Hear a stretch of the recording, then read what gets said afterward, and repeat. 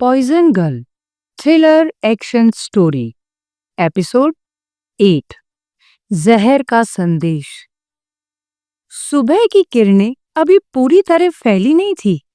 मुंबई की गलियों में हल्की हल्की नमी थी और अखबारों की बंडलें अभी अभी हॉकर के थैलों से उतरकर घरों की चौखटों पर रखी जा रही थी। नताशा ने जब अखबार उठाया, उसकी आंखें ठिठक गई। उस अखबार की हेडलाइन ने उसके रोंगटे खड़े कर दिए थे। रंजीत सिंह की हत्या, गलती या साजिश? मारा गया उसका जुड़वा भाई। हत्यारन एक नकाबपोश युवती। उसे यकीन ही नहीं हुआ। उसने अपने होठ भींच लिए। उसके हाथ कांपने लगे।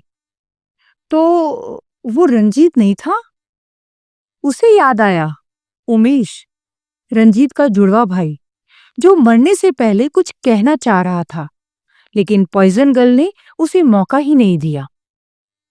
इसका मतलब नताशा का बदला अभी तक अधूरा था। वो रात जब उसने अपने जीवन का सबसे बड़ा कदम उठाया था, वो केवल उसकी एक अधूरी लड़ाई थी। अब उसकी आत्मा में एक और टीस थी, एक गलती और एक अधूरा न्याय। पर कहानी यही नहीं रुकी थी। अखबार के भीतर के पन्ने में एक और खबर थी, जिसने उसके होश पूरी तरह से उड़ा दिए थे। ओल्ड टाउन कॉलोनी में 5 लाशें बरामद हुई। सभी के शरीर में एक दुर्लभ जहर के निशान प्राप्त हुए।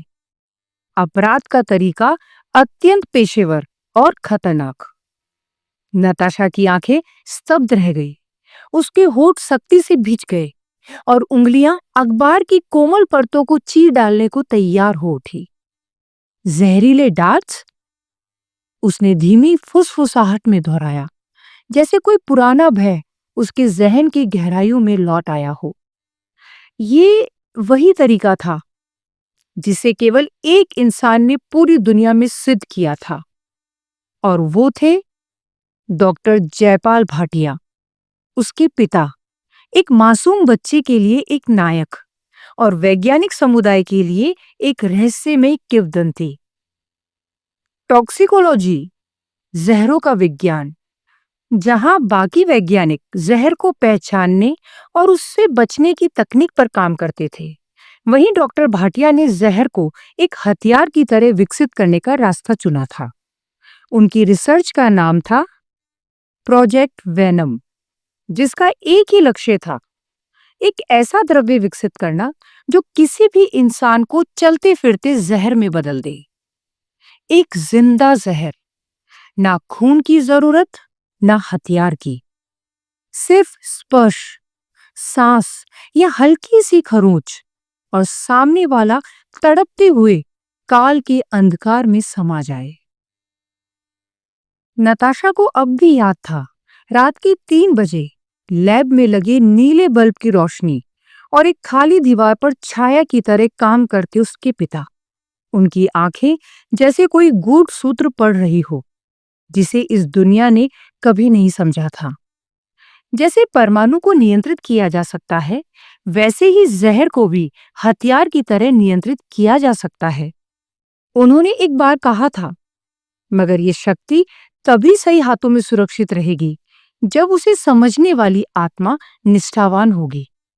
परंतु रंजीत सिंह नाम का एक लालची व्यवसायी, जिसने एनपीएल फार्मा की आड़ में मानव प्रयोगों का खतरनाक व्यापार खड़ा किया, उसे डॉक्टर भाटिया की ये शोध किसी सर्वगिक अमृत की तरह लग रही थी। अगर मैं इस जहर को हथियार बना लूं, तो पूरी दुनिया मेरी गुलाम होगी। रंजीत की उस वक्त कही बात अब नताशा के कानों में गूंज रही थी, और वही थी विनाश की शुरुआत। डॉक्टर भाटिया के इनकार के बाद रंजीत ने नताशा के परिवार को एक ही रात में खत्म कर दिया था। परंतु उसके पिता अपनी अंतिम सांसों में कुछ रहस्य छोड़ गए थे। आज उस भयावह रात के 1 साल बाद वही तरीका, वही जहर और वही हस्ताक्षर फिर से सामने आया था। 5 लाशें, हर शव की त्वचा पर काले धब्बे, नसों में सिकुड़न और आंखों की पुतलियां फैलकर जम चुकी थी। रक्त प्रभाव कुछ क्षणों में रोक देने वाला अज्ञात न्यूरोटॉक्सिन। नताशा के रोंगटे खड़े हो गए। ये उनका तरीका है, उसने मन ही मन सोचा। पापा, क्या ये आप ही हैं? उसका दिल जैसे छाती से बाहर निकलने को आतुर था। उसके चेहरे पर डर नहीं था, बल्कि एक रहस्यमय चमक थी। अगर ये हमला उनका है, तो इसका मतलब है कि वो जिंदा है। पर एक सवाल अभी भी उसे कुरेद रहा था। अगर वो जिंदा है, तो अब तक सामने क्यों नहीं आए? क्या वो छुप रहे हैं? क्या वो घायल थे? क्या उन्होंने भी वही जहर पिया था जो मेरे शरीर में था और खुद को एक जिंदा जहर में बदल लिया था? या फिर वो किसी और बड़ी साजिश का हिस्सा बन चुके हैं? उसने अखबार फिर से पढ़ा। उन 5 लाशों की शिनाख्त 4 अंडरवर्ल्ड माफिया गुंडे और 5वां एनपीएल कंपनी का वही कर्मचारी असलम, जिसके नाम पर फार्मा फैक्ट्री में हलचल मची थी। तो क्या ये महज इत्तेफाक था कि मेरे हमले वाली रात पापा भी रंजीत सिंह तक पहुंचने की कोशिश कर रहे थे? उसका दिल कह रहा था, नहीं, ये इत्तेफाक नहीं था, ये एक संदेश था। अजय, उसने धीमे सधे स्वर में कहा, मैंने तुमसे कहा था ना, मेरे पापा जरूर मुझ तक पहुंचने की कोशिश करेंगे। शायद ये उन्हीं का संकेत है। अजय उसे निहार रहा था। उसकी आंखों में दर्द और मोहब्बत दोनों एक साथ झलक रहे थे। वो नताशा से बहुत मोहब्बत करता था, चाहता था कि वो इस नर्क से बाहर निकले और उसकी बाहों में आए, एक सामान्य जीवन जिए। लेकिन नताशा नताशा इस वक्त एक ज्वालामुखी थी, अंदर से जलती हुई, बाहर से बर्फ सी शांत। उसका ध्यान सिर्फ 2 चीजों पर था, रंजीत सिंह का अंत और अपने पिता की तलाश। अजय ने धीरे से कहा, नताशा, क्या तुम अब भी यकीन करती हो कि वो जिंदा है? अगर होते तो अब तक पुलिस या तुमसे संपर्क करते। 1 साल से उनकी कोई खबर नहीं। कहीं वो... बस अजय, नताशा ने उसकी बात काट दी। उसकी आवाज कप-कपा रही थी, मगर भावनाओं से लिपटी हुई थी। तुम नहीं समझोगे अजय, अगर वो जिंदा है, तो उनके सामने भी शायद मेरे जैसी ही कोई दुविधा रही होगी। शायद उनकी मजबूरी रही हो। जैसे उस जहरीले द्रव्य के असर से मुझे सामान्य होने में कई दिन लग गए थे। नताशा की आवाज भारी थी, मगर संयमित, जैसे हर शब्द उसके भीतर की पीड़ा से छन कर आ रहा हो।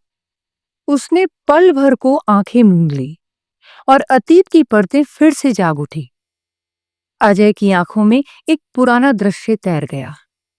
एक टूटी हुई, अचेतन सी लड़की, जिसका शरीर सांस ले रहा था, पर आत्मा मानो किसी विष की कैद में थी। नताशा बहुत दिनों तक बिस्तर पर पड़ी रही थी। उसकी त्वचा जली हुई और कई नीले धब्बों से सनी हुई थी, परंतु उसकी आंखों में एक अजीब सी चमक थी, मानो मौत के साथ कोई सौदा करके लौटी हो। लेकिन धीरे धीरे उसकी सांसों में हलचल लौटी। उसके शब्दों में आग और चाल में एक शिकारी की सी लय आ गई थी। अजय ने अपने कमांडो जीवन की सारी ट्रेनिंग नताशा को सिखाई, जैसे वो उसे किसी युद्ध के लिए तैयार कर रहा हो। नताशा ने हथियारों को पकड़ा नहीं, उन्हें पहचाना।